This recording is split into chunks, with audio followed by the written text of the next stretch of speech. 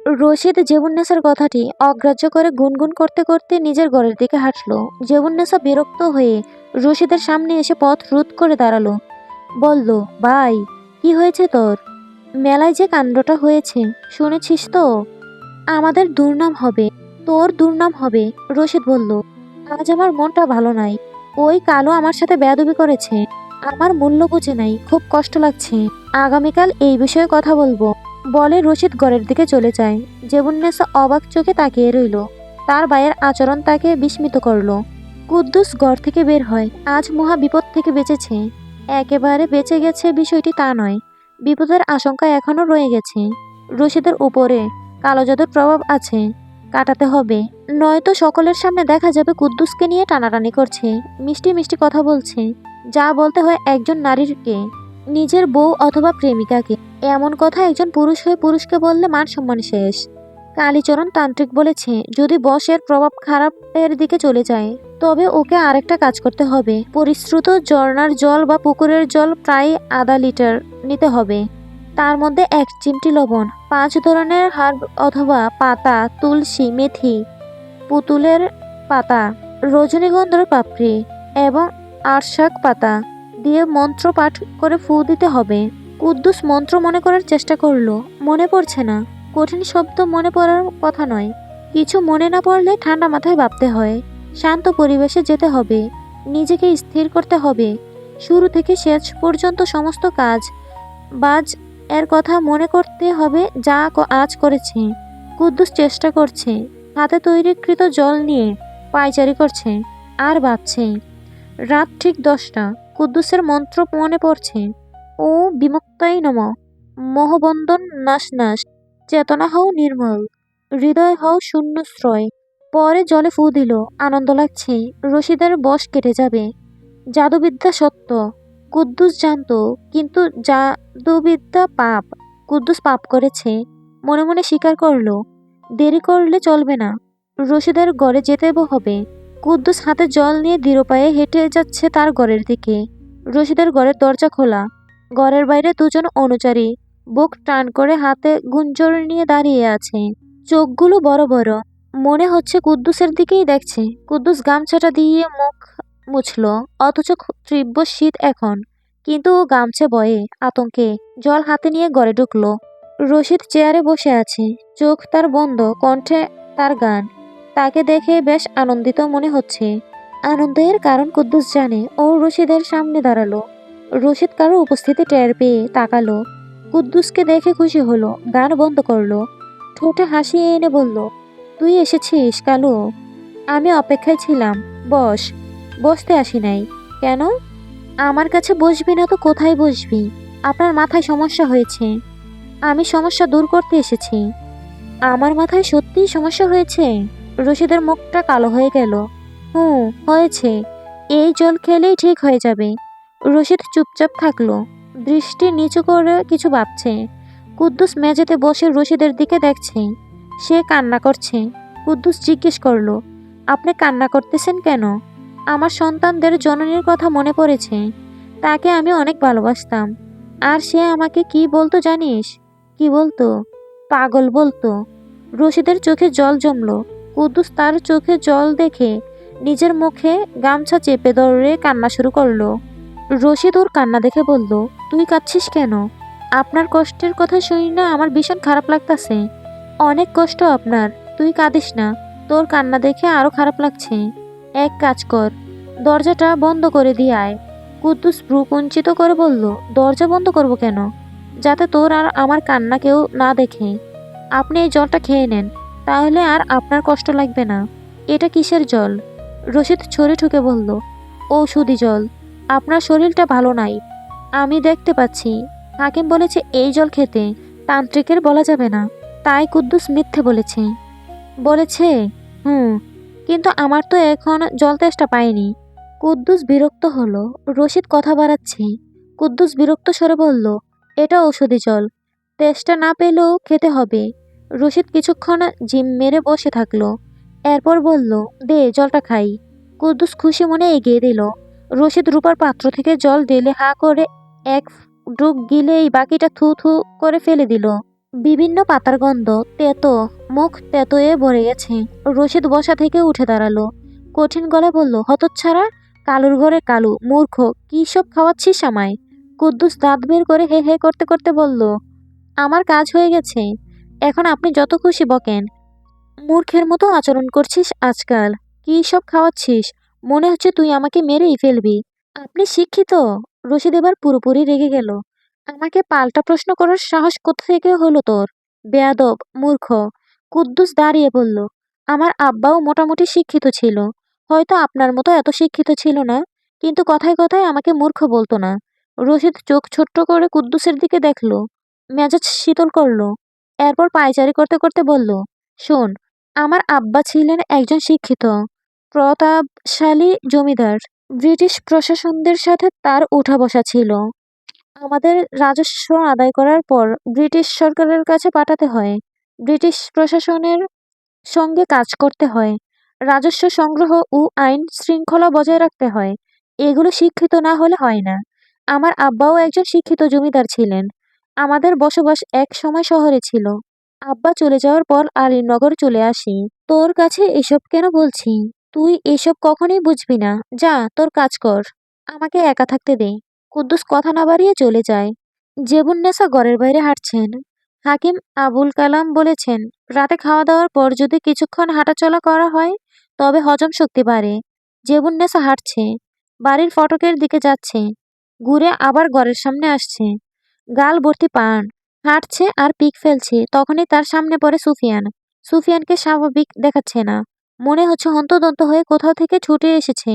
জেবুন্নেসা তাকে দেখে অখুশি হলো। সুফিয়ানের সামনে দাঁড়িয়ে পিক ফেললো, বলল, তুমি এত রাতে এইখানে? দরকার আছে রশিদ চাচার সাথে। দরকার সব রাতেই থাকে তোমার? সেটা আপনাকে কেন বলবো? এটা আমারও বাড়ি। এই বাড়িতে আসতে হলে আমাকেও বলতে হবে। কি বললে খুশি হবেন? রাগে গা জ্বলছে সুফিয়ানের, মুখেও প্রকাশ পাচ্ছে, চোখ যেন দগ্ধ হচ্ছে। জেবুন্নেসার নজরে তা আসলো না। বলল, যা সত্যি তাই বলো। ওই দিন জমি বর্গা নেওয়ার কথা বলেছিলা, পরে আর আসো নাই। বিষয়টি কিন্তু গরমিল লেগেছে। কিন্তু আমি কিন্তু সব বুঝি, হয়তো বলি না। জমির দরকার নাই, পরে সেটা বুঝতে পারি, বলে সুফিয়ান পাঞ্জাবির হাতা বাজ করলো। মিথ্যের গন্ধ পাচ্ছি, সত্যটা বলো। সুফিয়ান হাঁপ ছাড়লো। এই মহিলা জ্বালিয়ে খাচ্ছে। আশেপাশে তাকালো। অনুচারীগণ বসে বসে তাস খেলছে। সুফিয়ান জেবুন্নেসাকে আস্তে ধীরে বলল, আপনার মেয়ের সাথে প্রেম করতে এসেছি। কিন্তু আমার তো মেয়েই নাই। আপনার মেয়েই যখন নাই, তাহলে আমাকে নিয়ে এত সমস্যা কিসের? কি সন্দেহ করছেন? আমার মেয়ে নাই তো কি হয়েছে? ভাইয়ের মেয়ে তো আছে। তাহলে ওর সাথেই প্রেম করতে এসেছি। পথ ছাড়ুন। আমি আজ রশিদকে সব বলে দেব। একজন কৃষকের সাথে জমিদার কন্যার প্রেম হতে পারে না। সুফিয়ান জেবুন্নেসার দিকে ঝুঁকে বলল, আমি কৃষক না। আমার আসল পরিচয় আপনারা জানেন না। সত্য পরিচয় দাও। তোমাকে আগে থেকেই আমার সন্দেহ হইতাছে। সুফিয়ান বিরক্ত সুফিয়ান বিরক্ত হয়ে জেবুন্নেসার পাশ কেটে আসতে আসতে বলল, আমি ব্রিটিশ। ঘন ঘন তালুকদার বাড়িতে আসা মোটেই ভালো দেখায় না, সুফিয়ান জানে। কিন্তু আজ আসতেই হতো। তখন ফারদিনার রাগের মাথায় মিথ্যে বলেছে। রশিদ শহরে যায়নি। এখন যদি রশিদ তালুকদার তার সামনে পড়ে, কি জবাব দিবে? ভাবতে পারছে না। কোনো জবাব দেওয়ার মতো শব্দ নেই। তার প্রার্থনা ঝিলমিল সামনে পড়ুক, অন্য কেউ না। সুফিয়ান ঘরের ভেতরে পা রাখতেই ঝিলমিল সামনে পড়ে। সেজে গুজে কোথাও যাচ্ছে মনে হলো। সুফিয়ানের সামনে দাঁড়িয়ে ঢং করে বলল, এই রাতে তুমি? কি ব্যাপার? সুফিয়ান আশেপাশে দেখলো, বৈঠকখানায় কেউ নেই। আদিব এমন সময় ছাদে থাকবে? গতকাল থেকে আদিব চুপচাপ। বাকি তিন ভাইয়ের কথা বলা মুশকিল। সুফিয়ানের জন্য সুবিধাজনক সময়। সুফিয়ান দৃঢ়তার সাথে বলল, ফারদিনা কোথায়? কেন? আমি কি কম সুন্দর নাকি? খালি ফারদিনা ফারদিনা করো কেন? চোখের সামনে আস্ত একটা সুন্দরী মাইয়া দাঁড়াইয়া আছে। তোমার মনে অনুভূতি জাগতাছে না? তুই মোটেই সুন্দর না। বল, ও কোথায়? আর ওই ইংরেজের বাচ্চা কোথায়? তুমি সত্যিই পুরুষ তো? ঝিলমিল সুফিয়ানের আর একটু ঘনিষ্ঠ হলো। তোর কি আমার পুরুষত্ব নিয়ে সন্দেহ হচ্ছে? একবারও তো আমার দিকে চোখ তুইলা ভালো কইরা দেখতাছ না। বুঝি কেমনে? ফারদিনাকে নিয়ে আয়, ওকে দিয়ে বুঝিয়ে দিব। তোকে দিয়ে রুচিতে আসছে না। রাগ করতেছো কেন? মাথা গরম আছে? ফারদিনার কাছে নিয়ে চল। ফারদিনা অতিথাশালয়ে আছে। তোমারে নিয়া যাইতে পারি। কেউ দেখলে আমারে কিছু কইতে পারবা না। আগে চল। ফারদিনা অতিতাশালায় আছে শুনে সুফিয়ানের মেজাজ আরো বিগড়ে গেল। চোয়াল শক্ত হয়ে গেল, কিন্তু বহির প্রকাশ করলো না। কার উপর করবে? ঝিলমিলের উপর রাগ দেখিয়ে লাভ নেই। আজমাত কিরগিজ ভাষায় ফারদিনার সাথে কথা বলছে। ফারদিনা আনন্দ পাচ্ছে। সে একটার পর একটা প্রশ্ন করছে, আর সেগুলো আজমাত কিরগিজ ভাষায় অনুবাদ করছে। ফারদিনা শেষ জানতে চেয়েছে, তুমি একটা মিথ্যেবাদী, আমার সাথে মিথ্যে বলেছ। এটা কিরগিজ ভাষায় অনুবাদ করো। আজমাত বলেছে, সেন মেন মেনেন জালগানা আইতিত নেন। এটা সে শিখেছে সুফিয়ানের জন্য। সুফিয়ান তার সাথে দেখা করতে আসলেই এটা বলবে। সুফিয়ান তার সাথে মিথ্যে বলেছে, কিছু লুকিয়েছে সে নিশ্চিত। আজমাতের সাথে হেসে খেলে কথা বললেও তা নকল হাসি, ভিতরে একরাশ নিস্তব্ধতা। আজমাত লিখছিল আর কথা বলছিল। ফারদিনা হঠাৎ করে নীরব হয়ে গেছে। তার নীরবতা দেখে আজমাত বলল, তোমার কোনো কারণে মন খারাপ? ওর মন খারাপ কিনা তা জেনে তুমি কি করবে? সুফিয়ানের কণ্ঠ। ফারদিনা পিছনে ঘুরল। আজমাত চোখ তুলে তাকালো। ফারদিনা বসা থেকে উঠে দাঁড়ালো। সুফিয়ানের সম্মুখে গিয়ে বলল, তুমি এখানে কেন আসলে? কেউ দেখে ফেললে? আর আমি তোমার সাথে কথা বলতে চাই না। ফারদিনা মিথ্যে বলছে, বরং সকালে সুফিয়ানের কাছে থেকে চলে আসার পর থেকে তার মন বিষিয়ে আছে। তুমি তখন ওভাবে কেন চলে এসেছ? আমি তোমার সাথে কথা বলতে চাই না। চলে যাও এখান থেকে। তুমি আজমাতের সাথে এত রাতে এখানে কি করছো? সেসব আমি তোমাকে বলতে বাধ্য নই। বলে ফারদিনা অতিতাশালয় থেকে যেতে চাইলে সুফিয়ান ফারদিনার হাতে রাগ মিশ্রিত স্পর্শ করলো। বলল, আমার কথা না শুনে যেতে পারবে না। আগে কথা শোনো আমার। সুফিয়ান ফারদিনার হাত শক্ত করে চেপে ধরায়। ফারদিনার হাত লাল হয়ে গেছে। ফারদিনা দেখলো, যতক্ষণ না সুফিয়ানের কথা শুনবে, সুফিয়ান তার পিছু পিছু ঘুরবে। মাত্রা অতিরিক্ত কোনো কিছুই ভালো নয়। রাগ বা অভিমান কোনোটিই নয়। ফারদিনা দৃঢ় গলায় বলল, তুমি যাও। আমি আধ ঘন্টা পর শিমুল গাছের তলায় আসব। সত্যি আসবে তো? ফারদিনা ছোট্ট করে জবাব দিল, হুম। তুমি না আসলে আমি ভুলভাল কিছু করে ফেলবো। বলে ফারদিনার হাত ছেড়ে একবার আজমাতের দিকে দেখলো, এরপর চলে যায়। সুফিয়ান শিমুল গাছের তলায় বসে আছে। রাতের ঘন্টা 12টা বাজছে। চারপাশে নীরবতা। বাতাসে শিমুলের পাতার হালকা হেঁটে যাওয়ার শব্দ। দূরে দূরে কিছু জ্বলন্ত আলোর কণা জ্বলছে, যেন অচেনা চোখে গোপন গল্প বলছে। মাটিতে শিশির জমেছে। ঠান্ডা বাতাস তার গায়ে লেগেছে। শিমুল গাছের নিচ দিয়ে কপন ধরেছে, যেন বৃক্ষগুলো তার ক্রোধ ও অবসাদ অনুভব করছে। দূরে কাকড়া ডাকার মতো দূর দূরান্তের কুকুরের আওয়াজ ভেসে আসছে। মাঝে মধ্যে বাতাসের সঙ্গে মিলিত হয়ে রাতের নিস্তব্ধতাকেও আরো গভীর করে তুলছে। কিছু গাছের ছায়া অদ্ভুত ভঙ্গিতে নড়াচড়া করছে, যা তার মনের অশান্তি আরো বাড়িয়ে দিচ্ছে। বাতাসে মাটির ও শুকনো পাতার গন্ধ। সব মিলিয়ে রাতের এই নিঃশব্দ পরিধানে সুফিয়ান একাকী। ভাবনার ঘেরাটোপে নিজেকে হারিয়ে ফেললো। ফারদিনা আসছে না। বারবার তালুকদার বাড়ির ফটকের দিকে দেখছে। সুফিয়ানের কোমরে গুজে রাখা স্বর্ণের বাঁশি। সুফিয়ানের কোমরে গুজে রাখা স্বর্ণের বাঁশি। বাঁশিটা হাতে নিল। চাঁদের আলো পড়ছে বাঁশির ওপর। দূরে তাকিয়ে গভীর শ্বাস ফেলল। এরপর ঠোঁটে তুলে নিল বাঁশি। বাঁশির সুরে যেন ব্যাখ্যা প্রকাশ পাচ্ছে। মসৃণ কোনো সুর নয়, রাতের মতোই অন্ধকার, নীরব, নিস্তব্ধ। যেন এই সুর কারো কানে পৌঁছায় না, বিশেষ করে ফারদিনার কানে। সুফিয়ান থেমে গেল। চোখের কোণে জল। পুরোপুরি জল আসতে না আসতেই মুছে ফেলল। লোকে বলে পুরুষের চোখে জল মানায় না, পুরুষদের কাঁদতে নেই। কেন পুরুষের কষ্ট হয় না? তাদের হৃদয় নেই? অবশ্যই আছে। তাদের কষ্ট আছে, এরা শুধু প্রকাশ করে না। চোখের কোণে সোনালি আলো ভেসে আসার মতো কিছু দেখা যাচ্ছে। সুফিয়ান তাকালো। ফারদিনা আসছে, চাদর মুড়ি দেওয়া, হাতে লণ্ঠন। সুফিয়ান স্বাভাবিকভাবে হাসলো। ফারদিনাকে দেখে সুফিয়ান দাঁড়িয়ে যায়। ফারদিনা তার সামনে দাঁড়িয়ে বলল, সময় নেই, যা বলার তাড়াতাড়ি বলো। মিথ্যে বলছো? তোমার চোখ বলে দিচ্ছে তোমার তাড়া নেই। আমার জন্য সব সময় সময় আছে তোমার। আজ নাই। লন্ডন রেখে গাছের শেকড়ের উপর বসলো ফারদিনা। সুফিয়ান পাশে বসলো। বলল, তোমাকে লাল রঙের শাড়িতে খুব সুন্দর দেখাচ্ছে।